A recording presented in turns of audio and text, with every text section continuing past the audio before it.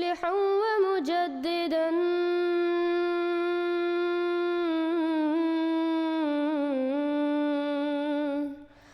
فارنوا بنظر طاهر وجنان.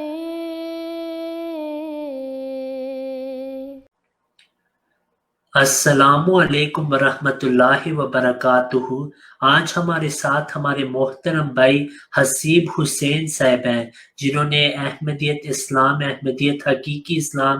کو قبول کیا، اور آج ہم ان کا قبولیت اسلام احمدیت کا واقعہ سنیں گے۔ السلام علیکم حسیب حسین صاحب۔ وعلیکم السلام ورحمۃ اللہ وبرکاتہ۔ جزاک اللہ، آپ نے مجھے موقع دیا ہے یہاں پہ اپنا واقعہ سنانے کا۔ تو سب سے پہلے تو میں آپ کو جو ہے مطلب اپنا تھوڑا بیک گراؤنڈ بتانا چاہوں گا کہ میں کس فیملی سے تعلق رکھتا تھا، اور کیا مطلب میری بنیادی تعلیم کیا تھی اسلام کے بارے میں۔ تو بیسکلی ہم لوگ شروع سے ہی مطلب مڈل ایسٹ میں رہے ہیں، اور میرے والد صاحب جو تھے وہ ایک فرقہ، دیوبندیوں کا ایک فرقہ ہے، سلسلہ نقشبندیہ اویسیہ، تو اس میں شامل ہوئے تھے، اور وہاں سے جا کے مطلب جو ہے نا ایک ہماری فیملی میں ایک دینی انقلاب آیا تھا، جہاں سے میرے والد صاحب کو کافی جو ہے مطلب دین کی معلومات بھی حاصل ہوئی، اور انہوں نے پھر ہمیں بھی کافی معلومات حاصل کرنے کی مطلب ذرائع جو تھے وہ مطلب مہیا کیے۔ اس میں سب سے جو اہم چیز جو مجھے ابھی تک یاد ہے کہ روزانہ دوپہر کو کھانے کے ٹائم پہ ہم لوگوں کو حدیث صحیح بخاری، صحیح مسلم پڑھائی جاتی تھی، اور ہمیں خود بھی پڑھنے کا کہا جاتا تھا۔ تو ہم لوگ کافی جو حدیث پڑھتے تھے، ان میں خاص طور پہ جو اس ٹاپک سے ریلیٹڈ جو حدیث ہیں، جو کہ مسیح، آنے والے مسیح حضرت عیسیٰ ابن مریم سے ریلیٹڈ، دجال سے ریلیٹڈ، امام مہدی سے ریلیٹڈ حدیث، تو وہ بھی ہم پڑھتے ہوتے تھے۔ اور اس میں ہم لوگ کافی پھر سوال جواب بھی ہوتے تھے کہ کس طرح ہوگا سارا کچھ اور ساری چیزیں۔ تو والد صاحب جو تھے وہ ہمیں ساری ایکسپلینیشن دیتے تھے، جو کہ سنیوں کی مطلب تعلیم کے مطابق جو ایکسپلینیشنز ہیں کہ جس طرح حضرت عیسیٰ نے آسمان سے نازل ہونا ہے، اور کس طرح سے دجال ہوگا، ایک بہت بڑی سی کوئی بلا ہوگی، اور جو ہے وہ مطلب جنت بنائے گا اور جہنم بنائے گا، اور لوگوں کو مطلب جو اللہ تعالیٰ کو ماننے والے ہوں گے ان کو جہنم میں ڈالے گا، اور جو اس کے ماننے والے ہوں گے ان کو جنت میں ڈال دے گا۔ تو ہم یہ ساری حدیث سنتے سنتے مطلب یہ مطلب چیزیں جو تھیں، ان تعلیمات پہ مطلب ہم لوگ جو تھے سنتے ہوئے بڑے ہوئے۔ تو اس کے علاوہ جو میں اپنے مطلب اس فرقے کا بھی تھوڑا سا بتانا چاہوں گا کہ جس فرقے میں میرے والد صاحب تھے اور ابھی تک ہیں بھی، کہ ان کا جو تھا اصل بنیادی تعلیم کیا تھی۔ بنیادی تعلیم ان کی یہ تھی کہ آپ کو ویسے پتہ ہی ہے کہ مطلب پاکستان میں تو مختلف فرقے بنے ہوئے ہیں، دیوبندیوں میں بھی فرقے ہیں، اسی طرح بریلوی حضرات ہیں، اسی طرح پھر کچھ لوگ ہیں جو کہ جماعت اسلامی یا پھر تبلیغی جماعت کے ساتھ جڑے ہوئے ہوتے ہیں۔ پھر کئی ایسے بھی لوگ ہیں جو کہ مطلب جگہ جگہ چھوٹے چھوٹے شہروں میں اور گاؤں میں گدی نشینوں کو جو ہے انہوں نے اپنا مرشد بنایا ہوا ہے، اور اس حد تک بنایا ہوا ہے کہ ان کو سجدے بھی کرتے ہیں۔ تو ہر انسان کے اندر میں نے ایک چیز دیکھی ہے کہ وہ خدا کو ڈھونڈنے کی ایک چاہ ہوتی ہے، اور ہر انسان ہی جو ہے وہ اس کو زندگی میں کبھی بھی موقع ملتا ہے، اور وہ پھر مطلب جو ہے نا جو جس قدر بھی ہو سکے اس سے تو وہ مطلب خدا کی طرف جاتا ہے۔ اب ظاہر ہے کئی لوگ ہوتے ہیں مطلب ان کو مختلف جماعتوں سے ان کا ٹاکرا ہوتا ہے، مختلف فرقوں سے ان کا ٹاکرا ہوتا ہے۔ ان فرقوں میں حالانکہ مطلب اسلام کی تعلیم بھی ہوتی ہے، لیکن ہر فرقے میں نے جو خاص چیز نوٹ کی ہے کہ وہ اسلام کی تعلیم کے علاوہ کچھ خاص چیزوں پہ زیادہ فوکس کرتے ہیں۔ جس طرح سے جو میرے والد صاحب جس فرقے کے ساتھ تعلق تھا ان کا تصوف کا ایک فرقہ، ایک تو نہیں بلکہ تصوف میں بھی کافی فرقے ہیں، اور اس میں جو ہے کیا کہتے ہیں ذکر خفی پہ بہت زیادہ فوکس کیا جاتا ہے، اور ذکر خفی کی جو طریقہ انہوں نے نکالا ہوا ہے کہ لائٹیں بند کر کے اللہ کرنا، اور پھر اس کے بعد مراقبات کا ایک طریقہ انہوں نے نکالا ہوا ہے جس میں کہ انسان جو ہے وہ کشفی طور پہ اللہ تعالیٰ سے جا ملتا ہے، یا ایون اللہ تعالیٰ سے جا نہیں بھی ملتا تو مطلب کئی کشفی طور پہ اس کو نظارے نظر آتے ہیں. تو یہ ایک ان کا جو ہے طریقہ ہے جس کی کہ حدیث میں کوئی جو ہے نا آپ کو وہ نہیں ملے گی، کوئی مطلب نشاندہی نہیں ملے گی اس طریقے کی. یہ سوال کہیں جو دوسرے سنی فرقے والے ہیں وہ بھی اٹھاتے ہیں ان کے ساتھ، اور ان سے سوال کرتے ہیں کہ آپ نے یہ کیا بدعت جو ہے نکالی ہوئی ہے کہ جس کا حدیث میں بھی کوئی ذکر نہیں ہے. تو جنرلی جو ہے مطلب جو دوسرے جو فرقے ہیں وہ تو ان کو بدعتی کہتے ہیں، کھلم کھلا کہتے ہیں ان کو بدعتی. اور میری آنکھوں دیکھے مطلب حالات مطلب واقعات ہیں کہ میں نے دیکھا میرے والد صاحب کئی لوگوں کو مطلب دوسرے جو علماء اور بزرگ ہوتے تھے دوسرے فرقوں سے تعلق رکھنے والے ان کو اپنے گھر بلاتے تھے تبلیغ کے لیے، اور وہ آگے سے یہی سوال کرتے تھے اور پھر یہی کہتے تھے کہ یہ بدعت ہے. تو یہی اسی طرح کی بدعت اور بھی بہت ساری بدعتیں میں نے دیکھی، مطلب دوسرے فرقوں میں بھی دیکھی میں نے. تو بہرحال یہ تو کافی لمبی مطلب کہانی ہے پھر اس طرح فرقوں کی. تو بات ساری یہ ہے کہ میرا بیک گراؤنڈ جو تھا وہ اس طرح سے تھا کہ میں مطلب فرقوں سے بھی میرا کافی جو ہے ٹاکرا ہوا تھا. ہاں اس میں ایک اور چیز بھی ضرور مینشن کرنا چاہتا ہوں کہ ایک اور جو گروپ ہے جس کو میں دیکھا کہ کافی جو لوگ جو بھی لوگ اللہ تعالیٰ کی اللہ تعالیٰ کو ڈھونڈتے ہوئے پہنچتے تھے جس فرقے کے پاس، وہ وہاں پہ ایک فرقہ تھا تبلیغی جماعت. تو تبلیغی جماعت والے جو تھے وہ بھی کافی ایکٹیو تھے اور کافی مطلب لوگوں کو دعوت دیتے تھے اسلام کی. میرے کافی دوست جو تھے وہ بھی گئے ان کے ساتھ. اور تبلیغی جماعت کا جو سب سے مجھے یاد ہے سب سے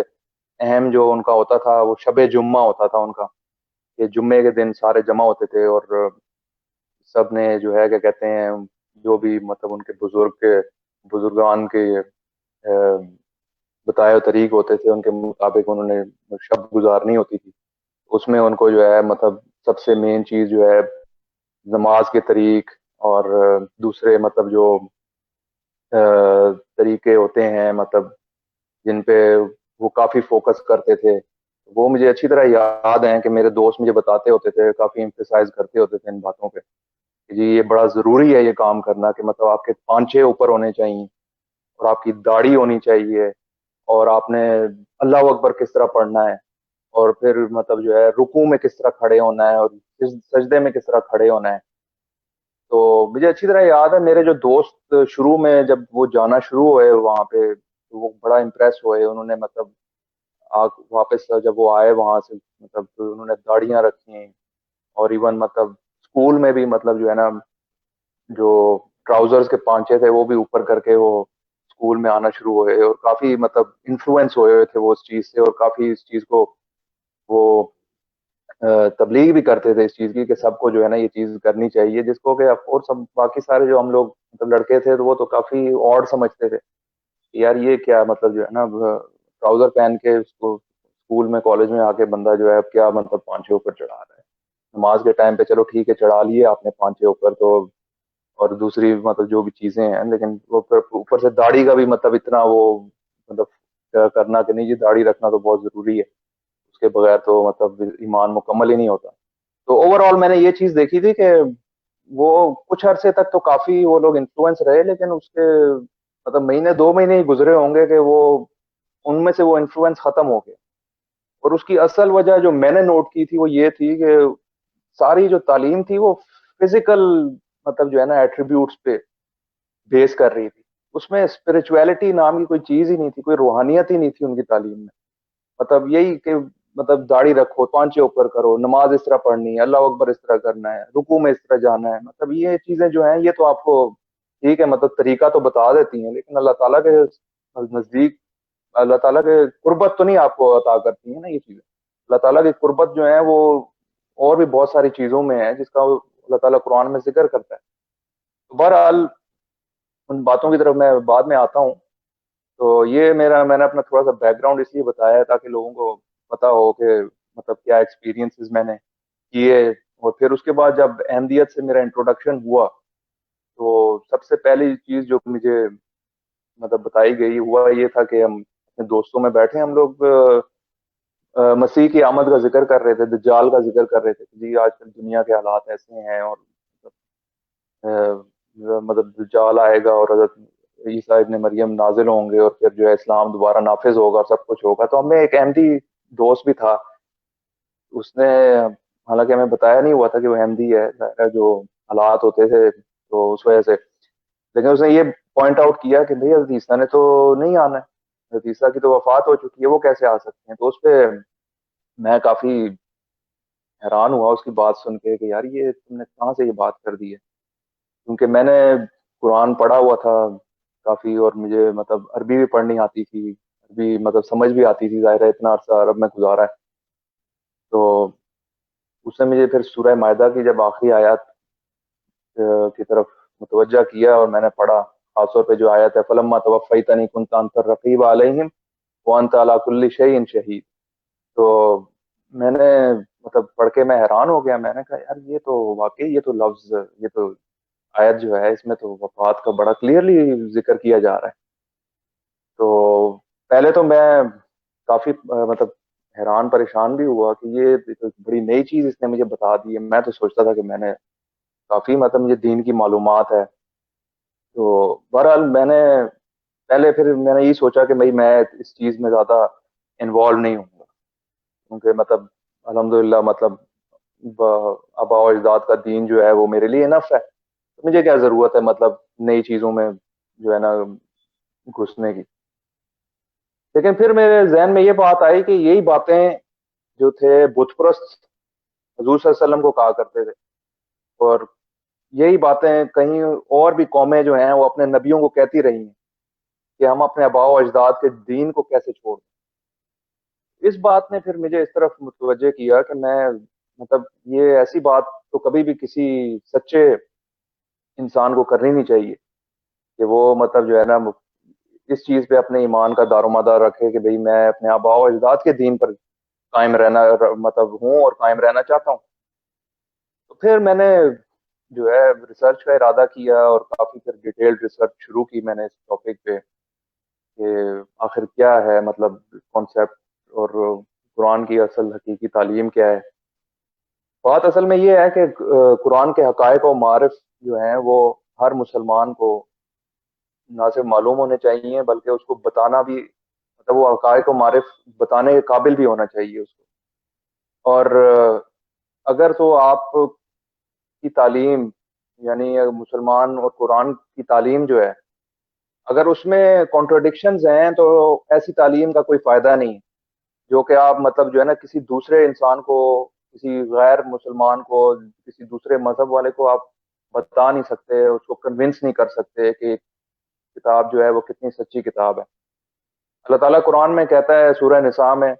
کہ وَلَوْ كَانَ مِنْ عِنْدِ اللَّهِ وَلَوْ كَانَ مِنْ عِنْدِ غَيْرِ اللَّهِ لَوَجَدُوا فِيهِ اخْتِلَافًا كَثِيرًا, کہ اگر یہ کسی اور کی طرف سے ہوتا تو تم اس میں کثیر اختلاف پاتے, مطلب بہت ساری کنٹرڈکشنز پاتے. تو کیا ہم لوگ مطلب کنٹرڈکشنز کے ساتھ اس قرآن کی سچائی جو ہے وہ لوگوں کو پہنچا سکتے ہیں؟ نہیں پہنچا سکتے, کبھی بھی نہیں پہنچا سکتے, کبھی بھی ان کو کنونس نہیں کر سکتے. اور یہی چیز سب سے پہلے میں نے اپنے آپ پر جو تھی یہ کرائٹیریا لاگو کیا کہ قرآن کی تعلیم میں کوئی اختلاف نہیں ہونا چاہیے. اور اس بیسس پہ پھر جب میں نے ریسرچ کی اور اسی طرح مختلف اور بھی آیات میرے سامنے آئیں وفات مسیح کے بارے میں, اور پھر اسی طرح جو سورہ انبیاء کی آیات ہیں جن میں اللہ تعالیٰ کہتا ہے کہ میں نے کسی چیز کو جو ہے مطلب میں نے امورٹل نہیں پیدا کیا, تو کسی بھی مطلب جو ہے نا کوئی بھی میری خلقت ایسی نہیں ہے جو کہ ہمیشہ زندہ رہنے والی ہے. یہ ایک دو آیتیں سورہ انبیاء کی ابھی مجھے یاد نہیں آ رہی, لیکن کیا کہتے ہیں اس میں اللہ تعالیٰ صاف کہہ رہا ہے کہ میں نے کوئی چیز ایسی نہیں بنائی جو کہ ہمیشہ رہنے والی ہے. تو کئی اور مطلب اس طرح کی باتیں. پھر اسی طرح کئی دوسری آیات حضرت عیسیٰ سے ریلیٹڈ، اور اسی طرح جو آیت حضور صلی اللہ علیہ وسلم کے بارے میں ہے قرآن مجید میں کہ وما محمد الا رسول قد خلت من قبلہ الرسل افئن مات او قتل انقلبتم علی اعقابکم. پھر اسی طرح جو آیت ایک اور آیت ہے سورہ اگر میں غلط نہ کہہ رہا ہوں سورہ مزمل کی آیت ہے کہ جس پہ کافر جو ہیں حضور صلی اللہ علیہ وسلم سے کافی ڈیمانڈز کرتے ہیں، اور اس میں سے ایک ڈیمانڈ یہ بھی ہوتی ہے کہ آپ اوپر سے ہمیں نازل ہو کے دکھاؤ. اور اس کے جواب میں حضور صلی اللہ علیہ وسلم کہتے ہیں کہ قل سبحان ربی هل كنت الا بشر رسولا، کہ میرا رب پاک ہے اور میں صرف ایک بشر اور رسول ہوں، کہ میں ایسا نہیں کر سکتا کہ میں آسمان سے نازل ہو کر دکھا دوں، میں صرف ایک انسان ہوں اور ایک رسول ہوں. تو جب اتنا پیارا اتنا بڑا نبی جس کو کہ ہم لوگ خاتم النبیین مانتے ہیں، جس کو کہ ہم لوگ نبیوں کی مہر مانتے ہیں، جس کو کہ ہم لوگ سب سے اعلیٰ اور افضل نبی مانتے ہیں، وہ کہہ رہا ہے کہ میں آسمان سے نازل ہو کے تم لوگوں کو نہیں دکھا سکتا، ایسا نشان میں تم لوگوں کو نہیں دے سکتا، کیونکہ یہ اللہ تعالیٰ کی قدرت سے کے برخلاف ہے اور مطلب انسان کی طاقت کے برخلاف ہے. یہ بھی ایک مطلب ان چند مطلب کئی، بلکہ چند تو نہیں کہنا چاہیے، کئی ان امثال میں سے ایک ہے کہ جو کہ اس کانسیپٹ کو رد کر دیتی ہے کہ حضرت عیسیٰ ابن مریم نے آسمان سے نازل ہونا ہے. بہرحال اس میں اگر تو لوگ فلما توفیتنی کا جنرلی اب مطلب قرآن کے ٹرانسلیشنز میں مطلب تو یہی کرنے لگ گئے ہیں، خاص طور پہ جو مطلب آج کل جو ٹرانسلیشنز ریلیز ہو رہی ہیں کہ توفیتنی کا مطلب جو ہے وہ یہی بنتا ہے کہ اوپر اٹھا لیا. تو میں یہ کہوں گا کہ سب سے بہتر ٹرانسلیشن اور کون کر سکتا ہے حضور صلی اللہ علیہ وسلم کے علاوہ. صحیح بخاری کی حدیث ہے کہ جس میں حضور صلی اللہ علیہ وسلم اپنے صحابہ کو بتاتے ہیں، قیامت کا ایک منظر بتاتے ہیں کہ میں قیامت کے روز دیکھتا ہوں کہ میرے چند اصحاب ہیں جو کہ جہنم میں دھکیلے جا رہے ہیں، اور میں اللہ تعالیٰ کی طرف کہتا ہوں کہ یا اصحابی اصحابی، یہ تو میرے اصحاب ہیں، ان کو تو کیوں جہنم میں ڈال رہا ہے؟ تو اللہ تعالیٰ کا جواب ہے آگے سے کہ تو نہیں جانتا کہ تیرے بعد انہوں نے کیا کیا. تو اس پہ حضور صلی اللہ علیہ وسلم فرماتے ہیں کہ فلما توفیتنی کنت انت الرقیب علیہم وانت علی کل شیء شہید، کہ میں نے جب تو نے مجھے اٹھا لیا تو تو ہی شاہد ہے ان پر، کہ تو نے مجھے وفات دے دی تو تو ہی شاہد تھا ان پر. تو بات ساری یہ آ جاتی ہے کہ حضور صلی اللہ علیہ وسلم سے بڑا کوئی نہیں ہے جو کہ جس کی ٹرانسلیشن کو جو ہے نا مانا جائے. مولوی حضرات علماء کرام جتنے بھی ہیں جو مرضی ٹرانسلیشن کر لیں اس لفظ کی، اس پوری آیت کی، نبی صلی اللہ علیہ وسلم نے صاف طور پہ اس آیت کی ٹرانسلیشن کر دی ہے اور ان کی ٹرانسلیشن ہی آخری سمجھی جائے گی. اور سب جانتے ہیں کہ وہ آسمان پہ نہیں اٹھائے گئے تھے، ان کو وہ وفات ہوئی تھی، اور انہوں نے کہہ دیا کہ فلما توفیتنی کنت انت الرقیب علیہ. تو اس سے صاف اس بات پہ جو ہے نا مطلب اور بحث کا کوئی وہ رہتا ہی نہیں ہے جواب کہ اس پہ بحث کی جائے کہ فلما توفیتنی کا مطلب کیا بنتا ہے. بہرحال یہ مطلب جو ہے ایک آیت ہے. اس کے علاوہ مطلب اور بھی کئی آیتیں ہیں قرآن میں جو کہ وفات مسیح کی طرف ہی پوائنٹ کرتی ہیں، کوئی ایسی آیت نہیں ہے. اور میں نے پھر یہ بھی بات سوچی کہ اگر چلو ٹھیک ہے آپ مطلب جو ہے نا قرآن مطلب جو ہے مطلب آیت کی کنفیوژن ہو رہی ہے، بندہ جو ہے انسان اپنی کامن سینس بھی تو استعمال کر سکتا ہے، عقل بھی تو اللہ تعالیٰ نے دی ہوئی ہے انسان کو. کہ آپ دیکھو گے مطلب دجال والی جو احادیث ہیں ان میں کیا مطلب بتایا جا رہا ہے، مطلب ان کی انٹرپریٹیشنز کیا کی جا رہی ہیں، جو انٹرپریٹیشنز کی جا رہی ہیں کیا وہ عقل تسلیم کر سکتی ہے کہ وہ اتنے بڑے جو ہے مطلب جانور پہ بیٹھا ہوگا اور اس جانور پہ کھڑکیاں ہوں گی، مطلب یہ ساری چیزیں ہوں گی، اور پھر کانا بھی ہوگا، اور پھر اوپر سے پھر مطلب جو حضرت عیسیٰ ابن مریم کا مطلب نزول ہے. اور نزول پہ بات کرتے ہوئے تو بڑی اہم ایک ٹاپک پہ مطلب بات کرنا بھی ضروری بن جاتا ہے کہ خاتم النبیین خاتم النبیین پہ جو سب سے زیادہ ہمارے مطلب اسلام میں جو بحث چلتی ہے کہ حضور صلی اللہ علیہ وسلم خاتم النبیین ہے، مطلب آخری نبی ہیں۔ اب خاتم کا لفظ جو ہے وہ تو مہر کے لیے ہے، یہ تو آپ سورہ بقرہ کی جو شروع کی آیات ہیں ان میں بھی آپ دیکھ سکتے ہیں، ختم اللہ علی قلوبہم وعلی سمعہم وعلی ابصارہم غشاوہ ولہم عذاب عظیم۔ تو آخری نبی حضور صلی اللہ علیہ وسلم کیسے ہو سکتے ہیں، اور آخری نبی ہونے کی کیا مطلب دلائل کیا ہیں؟ اب سوال یہ اٹھتا ہے کہ حضرت عیسیٰ نے آنا بھی ہے، مطلب جو خاص طور پہ سنیوں کا جو ایمان ہے جس چیز پر، ایک طرف سے وہ کہتے ہیں کہ حضرت عیسیٰ نے نازل ہونا ہے اور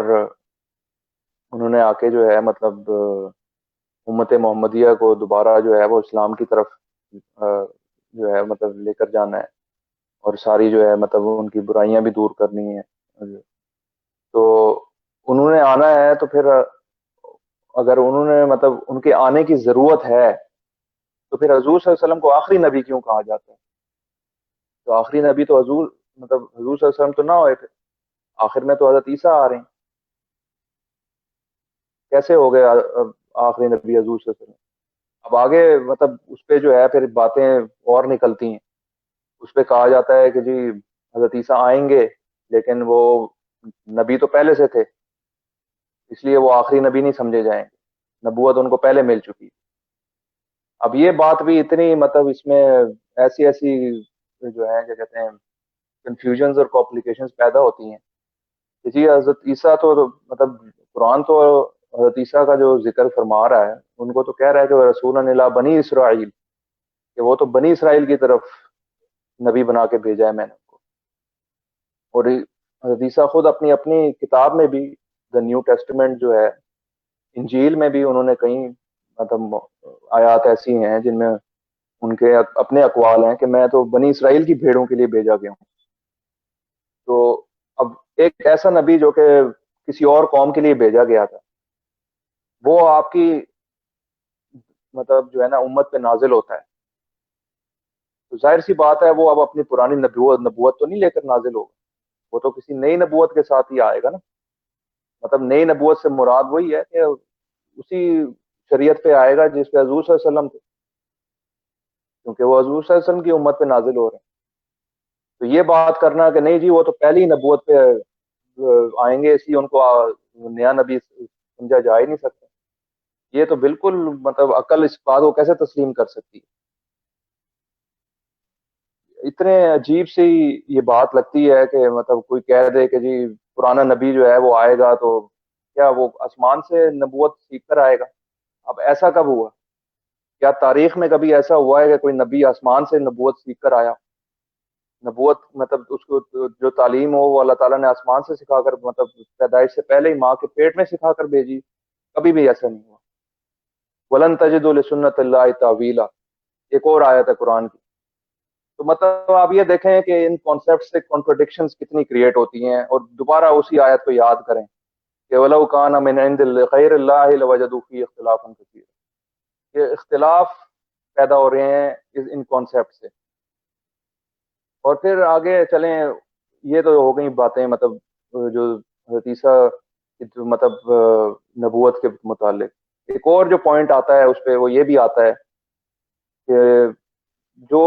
مطلب آتا ہے بعد میں، جس طرح کہ حضرت عیسیٰ بعد میں آ رہے ہیں تو ظاہر ہے ان کی وفات بھی بعد میں ہو رہی ہے، تو آخری مطلب جو ہے جو آخر میں فوت ہو رہا ہے اسی کو آپ آخری سمجھیں گے؟ جو پہلے فوت ہو گئے ہیں مطلب ان کو تو نہیں آخری سمجھیں گے؟ آپ کہہ دیں کہ جی حضرت عیسیٰ پہلی نبوت کے ساتھ آ رہے ہیں، لیکن آخر میں کون سا کس کی نبوت جو ہے وہ آ کے امت کو بچا رہی ہے؟ تو اس لحاظ سے بھی مطلب اس پوائنٹ پہ کنٹرڈکشنز ہی کنٹرڈکشنز ہیں۔ اسی طرح آگے آپ چلیں، مطلب ظاہر ہے مطلب میں جب اس چیز پہ ریسرچ کر رہا تھا تو اور بھی کافی باتیں جو تھیں وہ سامنے آئیں کہ قرآن میں جو ہے وہ کہیں پہ ذکر ہو اگر نبوت کے بارے میں، تو اس میں پھر دوبارہ مطلب وہی سورہ نساء کی آیت ہے وَمَن يُطِعِ اللَّهَ وَرَسُولَهُ فَأُولَٰئِكَ مَعَ الَّذِينَ أَنْعَمَ اللَّهُ عَلَيْهِم مِّنَ النَّبِيِّينَ وَالصِّدِّيقِينَ وَالشُّهَدَاءِ وَالصَّالِحِينَ وَحَسُنَ أُولَٰئِكَ رَفِيقًا، کہ جس نے بھی اللہ اور اس کے رسول کی اطاعت کی وہ ان لوگوں میں سے ہوں گے جن کو اللہ تعالیٰ نے انعام کیا، کس سے؟ نبوت سے، صدیقین میں سے، صدیقین عطا کیے، نبوت نبی عطا کیے، صدیقین عطا کیے، شہداء عطا کیے، اور صالحین میں سے بنایا۔ اب یہاں پہ جو ہے صاف طور پہ اللہ تعالیٰ فرما رہا ہے کہ میرے اور میرے اس رسول کی، رسول صلی اللہ علیہ وسلم کے بارے میں آیت ہے، اس پہ کوئی اختلاف نہیں ہے کسی بھی عالم کا بھی، کہ جس نے بھی اس رسول کی اور میری اطاعت کی اس کو میں نبوت کا انعام ان کو میں نبوت کا انعام عطا کروں گا، ان کو میں صدیقین کا، صالحین کا، شہداء کا انعام عطا کروں گا۔ اب یہاں پہ آ کے اکثر جو ہمارے علماء ہیں وہ یہ بات کرتے ہیں آ کے کہ جی یہ تو انعم اللہ علیہم من النبیین والصدیقین والشہداء والصالحین، مطلب یہ تو ان لوگ، یہ بات یہ ہو رہی ہے کہ اولئک مع الذین انعم اللہ علیہم، کہ یہ ان لوگوں کے ساتھ ہوں گے کہ جن کو اللہ تعالیٰ نے یہ سارے انعام عطا کیے۔ اب اس میں بھی کئی قسم کی کانٹرڈکشنز نکل آتی ہیں، مطلب سب سے پہلی کانٹرڈکشن جو میرے ذہن میں آ رہی تھی وہ تو یہی آ رہی تھی کہ دوسرے انبیاء کی قومیں جو تھیں وہ تو اس قدر ان کو درجہ مل رہا ہے کہ ان کو مطلب جو ہے نا چاروں انعام مل رہے ہیں، نبیوں کا بھی انعام مل رہا ہے، صدیقین کا بھی، شہداء کا بھی، صالحین کا بھی۔ ہماری جو قوم ہے اس کو تو صرف مطلب 3 ہی انعام مل رہے ہیں، جبکہ ہم جو ہیں سب سے بہترین نبی کی قوم ہے، سب سے بہترین نبی کی امت کو جو ہے چاروں انعام نہیں مل رہے، جو اس سے پہلے نبی ہیں ان کو چاروں انعام مل رہے ہیں، ان کی قوم کو چاروں انعام مل رہے ہیں۔ یہ تو ایک جنرل مطلب جو ہے نا مطلب عقلی طور پہ ایک بات آتی ہے بندے کے ذہن میں، اور اگر لاجیکلی اس آیت کو مطلب انٹرپریٹ کیا جائے کہ وہ کہتے ہیں کہ جی یہاں پہ ماں کا لفظ استعمال ہوا، اب ماں کا لفظ جو استعمال ہوا ہے تو اس کے کیا معنی بنتے، مطلب کہ جی وہ ساتھ ہوں گے، ان ساتھ ہوں گے مطلب ان میں سے نہیں ہوں گے۔ اب ایسی بات جو ہے اب آپ مطلب سوچ سکتے ہیں کہ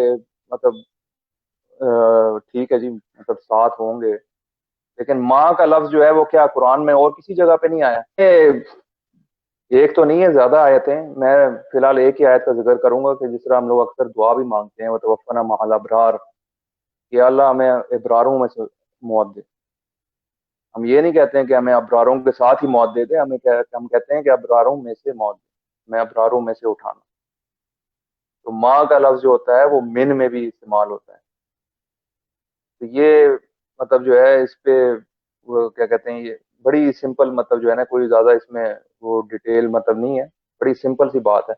کہ ماں کا لفظ من میں بھی استعمال ہوتا ہے۔ اور دوبارہ اگر بندہ اس لاجک پہ بھی فوکس کرے کہ امت محمدیہ کو بھی وہ چاروں انعام اللہ تعالیٰ دے رہا ہے، ان کا وعدہ کر رہا ہے۔ یہ علماء جو ہیں ہمارے، یہ تو ہمیں چاروں انعاموں سے محروم ہی کر دیتے ہیں، ایک طرف سے مانتے بھی ہیں کہ نبی نے آنا ہے، اور پھر دوسرے طرف سے انکاری بھی ہو جاتے ہیں کہ نہیں جی یہ انعام نہیں ملنا، لیکن نہیں، کیونکہ وہ پہلا ہی نبی آئے گا، اس کو نئی نبوت کوئی نہیں ملنی، اس نے یہاں پہ آ کے جو ہے نا وہ ہم سے ہی کسی سے اسلام سیکھنا ہے، اور پھر جو ہے نا ہمیں اس نے ہماری جو ہے اصلاح کرنی۔ تو بڑا ہی عجیب سا کانسیپٹ ہے۔ پر یہ تو مطلب میں آپ کو باتیں ساری اس لیے گنوا رہا ہوں کیونکہ یہ میری بھی جو ریسرچ تھی وہ کوئی مطلب یہ نہیں تھا کہ مطلب فوراً ہی مجھے مطلب سارا کچھ سمجھ آ گیا تھا، کافی اس میں ڈیٹیلز تھیں، اور یہی ہوتا ہے ہر آئی تھنک جو بھی انسان جو سچائی کی تلاش میں ہوتا ہے اس کو یہ بات بھی سمجھنی چاہیے کہ فوراً نہیں باتیں سمجھ آ جاتی ہیں، کافی ریسرچ کرنی پڑتی ہے، کافی جو ہے کیا کہتے ہیں محنت بھی کرنی پڑتی ہے، کافی چیزیں سمجھنی پڑتی ہیں۔ پھر اس کے علاوہ اور بھی کافی جو مطلب میں واقعات جو دیکھتا تھا وہ بھی میں ذرا بیان کرنا ضروری سمجھتا ہوں، کیونکہ ظاہر سی بات ہے اب آپ سوچتے ہو کہ بھئی یار ٹھیک ہے مان لیا، چلو جی لاجیکلی ساری باتیں ٹھیک ہیں، پریکٹیکلی کیا ہے، مطلب سچویشن کیا ہے، کیا ضرورت ہے مطلب جی امام مہدی پہ ایمان لانے کی؟ ٹھیک ہے حضور صلی اللہ علیہ وسلم کی بات بھی مان لی کہ مطلب امام مہدی آئے گا، لاجیکلی مطلب جو ہے ساری مطلب جو ہے دلائل بھی موجود ہیں، لیکن کرنٹ واقعات جو مطلب حالات چل رہے ہیں ان کی طرف بھی ذرا نظر ڈالنی چاہیے. اب حضور صلی اللہ علیہ وسلم نے کس طرح سے پیشن گوئیاں کی اور کس طرح سے وہ پیشن گوئیاں جو ہیں وہ ساری سچی ثابت ہوئیں، اور کیا مطلب اس بات میں بھی مطلب ایک اللہ تعالیٰ نے کتنا ایک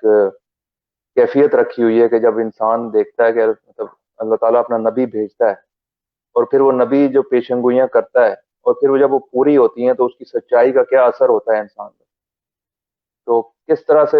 حضور صلی اللہ علیہ وسلم نے ایک آنے والے وقت کی پیشن گوئی کی کہ اسلام سے لوگ دور چلے جائیں گے. اس میں مجھے ایک حدیث یاد آ رہی ہے جو کہ بڑی جو ہے کیا کہتے ہیں حدیث جو ہے وہ ایسے مطلب حالات پہ پوائنٹ کرتی ہے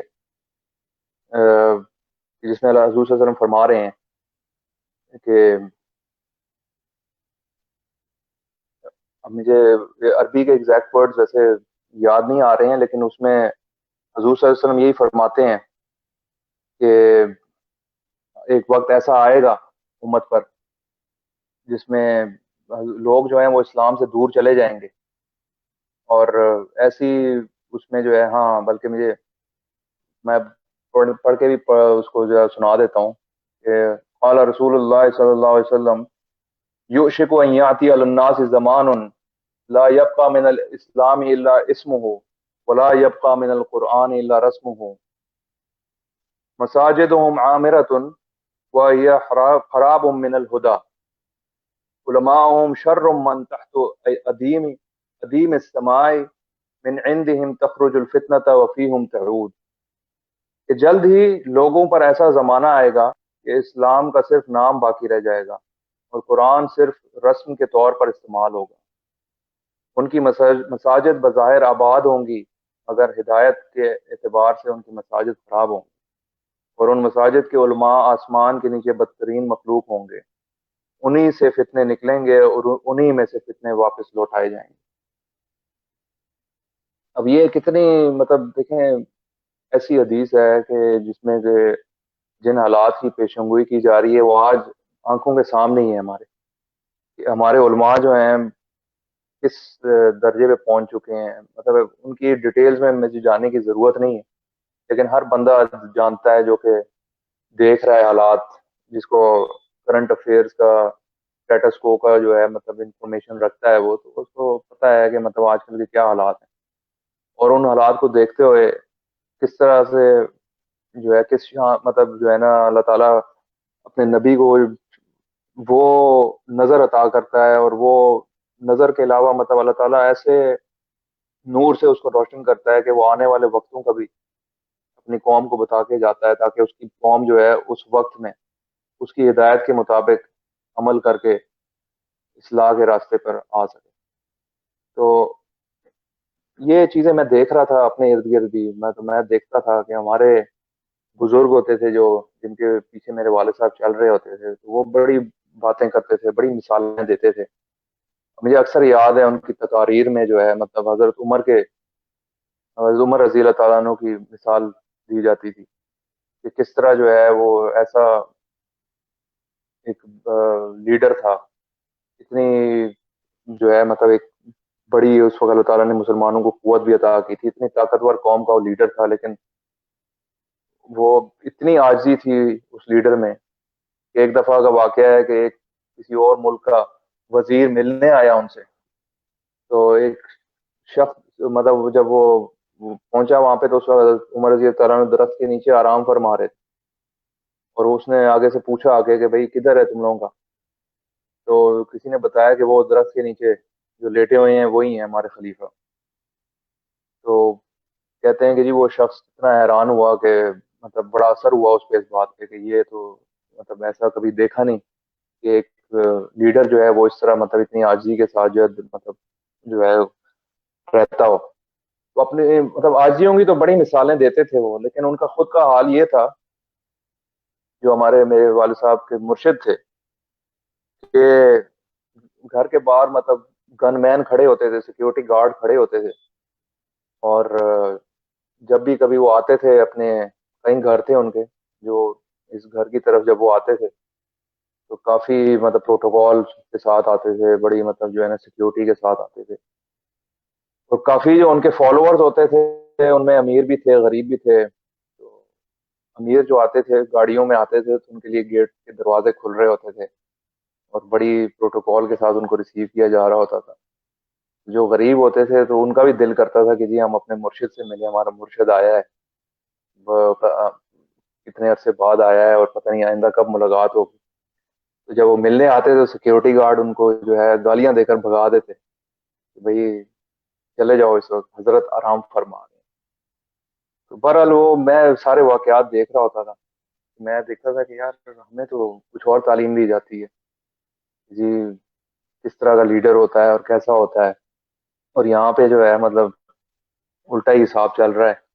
تو بہرحال مطلب کافی ساری چیزیں دیکھنے میں آئیں. تو کہنے کا مقصد یہ ہے کہ اسی سے حضور صلی اللہ علیہ وسلم کی ایک اور حدیث یاد آ جاتی ہے کہ وہ آنے والے وقت کے بارے میں بتاتے ہیں کہ ایک وقت جس وقت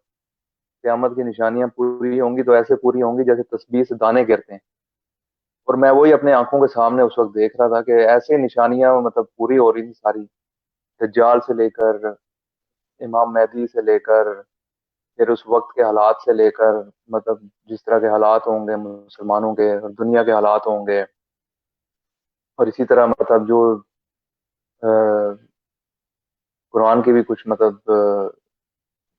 ہیں ایسے آیات ہیں جو کہ آنے والے وقتوں کی نشاندہی کرتی ہیں کہ اذا الصحف نشرت, مطلب انفارمیشن اتنی عام ہو جائے گی, اور اسی طرح مطلب جو ہے گاڑیوں کا مطلب جو ہے انوینشن ہوگی جس سے کہ اونٹنیاں بیکار ہو جائیں گی. یہ تسبیح کے دانوں کی طرح جب میں نے پھر حدیث بھی پوری ہوتی ہوئی دیکھی تو میں نے یہی سوچا کہ یار یہ مطلب اس میں کوئی شک ہی نہیں ہے کہ یہ وہی دور ہے, یہ امام مہدی کا ہی دور ہے. اور بہرحال مطلب یہ تو ساری چلیں لاجیکل ایکسپلینیشن تھی. اب بات آ جاتی ہے کہ بیعت کی بات آتی ہے کہ بیعت کرنے کے لیے انسان جو ہے اٹھ کھڑا ہو, ایک امام کا ہاتھ پکڑے, اس کے ہاتھ پہ بیعت کرے. میرے ساتھ جو میں نے آپ کو اپنا واقعہ سارا سنایا ہے اس کی مطلب میں نے تو ساری آپ کو مطلب ایک ریسرچ کے بارے میں بتا دیا, اور جو بھی مطلب آبزرویشنز تھیں وہ میں نے آپ کو بتائیں. لیکن اس چیز نے مجھے بیعت پر آمادہ نہیں کیا تھا. مطلب یہ چیز ٹھیک ہے, مطلب میں نے دیکھی, میں نے سمجھ لی, میں نے کہا ہاں یار یہ تو صحیح ہے کہ عیسیٰ علیہ السلام وفات پا چکے ہیں, اگر عیسیٰ نے نہیں آنا ہے. یہ حدیثیں جو ہیں یہ کچھ زیادہ گہرے معنی رکھتی ہیں, اور اس میں جو ہے مطلب لا مہدی الا عیسیٰ والی بھی حدیث ابن ماجہ کی یاد آ جاتی ہے کہ وہاں پہ تو صاف طور پہ لکھا بھی ہوا ہے کہ مہدی ہی عیسیٰ ہوگا. تو ہمارا یہ کانسیپٹ بھی غلطی ہے. تو میں نے پھر ظاہر سی بات ہے کہ ان کا مجھے وہی حضرت عمر رضی اللہ تعالیٰ عنہ والی بات یاد آ جاتی ہے ہمیشہ کہ کافی ہمارے سرکل میں بھی مطلب مسلمانوں میں تو ویسے بھی یہ واقعہ بہت مطلب مشہور بھی ہے اور کافی ایمان افروز قسم کا واقعہ ہے. حضرت عمر رضی اللہ تعالیٰ عنہ نے فیصلہ کر لیا کہ حضور صلی اللہ علیہ وسلم کو قتل کر دوں گا. میں یہ اپنی ارادے کو پورا کرنے کے لیے نکلے تلوار پکڑ کے. تو راستے میں بتایا کسی نے کہ پہلے اپنی بہن کی تو خبر لو, وہ اور اس کا میاں دونوں جو ہیں وہ بھی اس کی بیعت کر بیٹھے. پہلے پھر ان کی طرف چلے گئے, بہن اور بہنوئی کی طرف جا کے ان سے پوچھا. انہوں نے کہا ہاں ہم نے کر لی ہے, ہم نے اس نبی کی بیعت کر لی ہے اور ہم نے اسلام قبول کر لیا ہے. تو غصے کے تھوڑا تھا ان میں, اللہ تعالیٰ نے غصہ ڈالا ہوا تھا, تو کافی انہوں نے ہاتھ کا بھی استعمال کیا, مارا بہنوئی کو بھی اور بہن کو بھی. اور پھر اس کے بعد دیکھا کہ وہ لوگ کافی کمیٹڈ ہیں, تو دل کے اندر سخت جلد کے اندر ایک نرم جو تھی نرمی بھی تھی جو کہ اللہ تعالیٰ نے ڈالی ہوئی تھی. دیکھا کہ جی خون و خون ہو گئے ہیں لیکن پھر بھی چھوڑنے کے لیے تیار نہیں. تو پوچھا کہ کیا ہے ایسی چیز، کیا چیز دیکھی ہے تم لوگوں نے اس میں کہ جو تم لوگوں کو اتنا مطلب وہ کر دیا ہے کہ تم لوگ جو ہے نا اس کو چھوڑنے کے لیے تیار نہیں ہو۔ تو انہوں نے ان کو جب قرآن پڑھایا تو قرآن کے انہوں نے چند آیات ہی پڑھی تو ایسا اثر ہوا ان پر کہ ان کو فوراً انہوں نے اسی وقت ارادہ اپنا بدل لیا۔ تو بات وہی ہے کہ اب اللہ تعالیٰ نے اب اس اپنی کتابوں میں ایسی قوت رکھی ہوئی ہے جو کہ میں نے دیکھی ہے کہ اپنے بتائے ہوئے لوگوں کو بھی اس نے ایسی قوت دی ہوتی ہے کہ ان کے کلام میں بھی ایسی قوت ہوتی ہے کہ کچھ لوگ زیادہ نشان مانگتے نہیں ہیں، مطلب کئی لوگ تو ہیں وہ تو نشان مانگنے شروع ہو جاتے ہیں، لیکن کئی لوگوں کے لیے یہی انف ہوتا ہے کہ وہ ان کے کلام میں اور اس کی کہ اللہ تعالیٰ کی اس کتاب میں جو اس نے اپنے نبیوں کے ہاتھ بھیجی ہوتی ہے، اپنے نبیوں پر اتاری ہوتی ہے بلکہ کہنا چاہیے، اس میں ہی وہ طاقت خدا کی دیکھ لیتے ہیں اور اس پر ایمان لے آتے ہیں اور اس کے مذہب کو مان لیتے ہیں اور اس کے نبی پر بھی ایمان لے آتے ہیں۔ تو میں نے بھی یہی سوچا کہ میں نے کہا چلو یہ تو مطلب ساری لاجکس جو اپنی جگہ پہ ہیں، اب دیکھیں کہ اصل تعلیم دے کیا رہے ہیں۔ تو اس پہ پھر میں نے حضرت مرزا غلام احمد علیہ السلام کی جو ہے کچھ تعلیمات پڑھنے کا بھی ارادہ کیا، لیکن ان تعلیمات کے پڑھنے سے پہلے جو ہے کچھ اور کتب جن میں جو کہ تبلیغ کے حوالے سے مطلب جماعت سے احمدیہ نے چھپوائی ہیں وہ پڑھنے کا موقع ملا مجھے، جس میں کہ خاص طور پہ جو ہے نا مطلب مجھے ابھی تک یاد ہے کہ حافظ مظفر احمد صاحب میں نے ایک کتاب پڑھی خزینۃ الدعا، تو اس کتاب میں جو تھی ایک چیز نے مجھے بڑا سٹرائک کیا کہ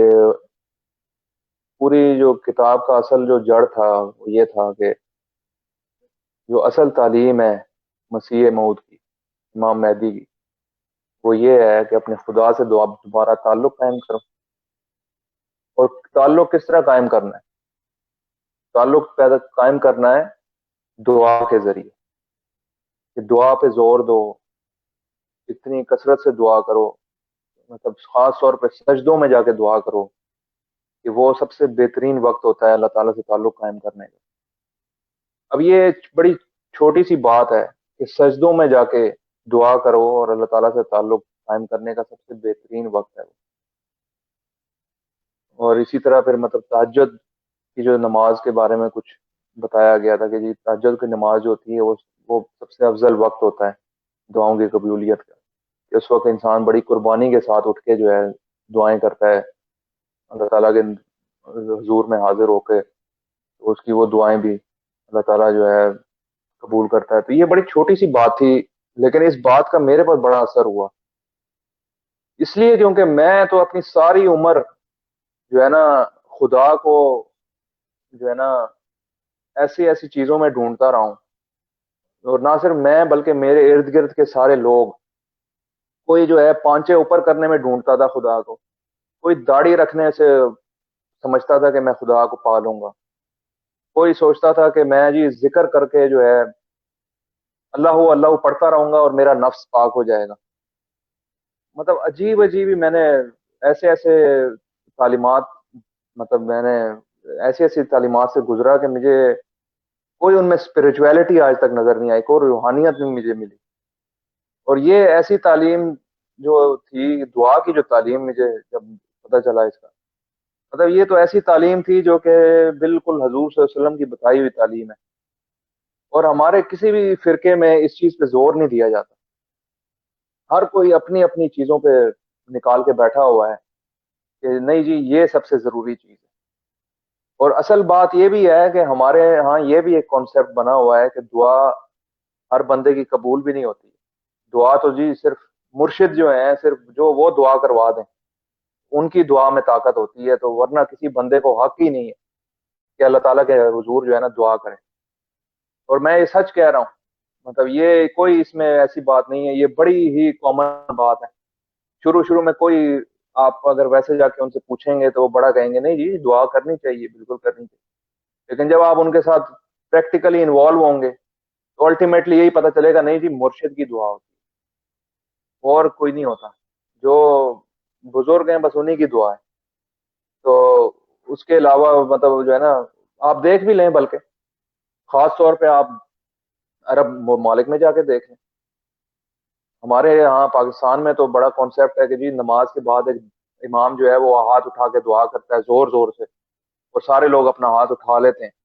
اور جو ہی امام صاحب نے ہاتھ پھیرا تو سارے لوگوں نے بھی ہاتھ پھیر لیا, اور بس جی یہ دعا ہو گئی. تو اس میں جی دعا کیا تھی, جو بھی امام صاحب نے کر دی بس وہ دعا ہے, بس جی وہ ہم اسی پہ ہی خوش ہیں. اپنی دعا کی کیا ضرورت ہے, سکھائی نہیں جاتی اپنی دعا کرنا, کوئی امپریسز ہی نہیں ہوتا. ہاں کبھی مصیبت آ جائے کہ ہاں جی دعا کرو, دعا کرو, ٹھیک ہے بھائی, یہ تو یہ دعا تو اس طرح عیسائی بھی کرتے ہیں, ان کے مذہب میں بھی دعا ہے,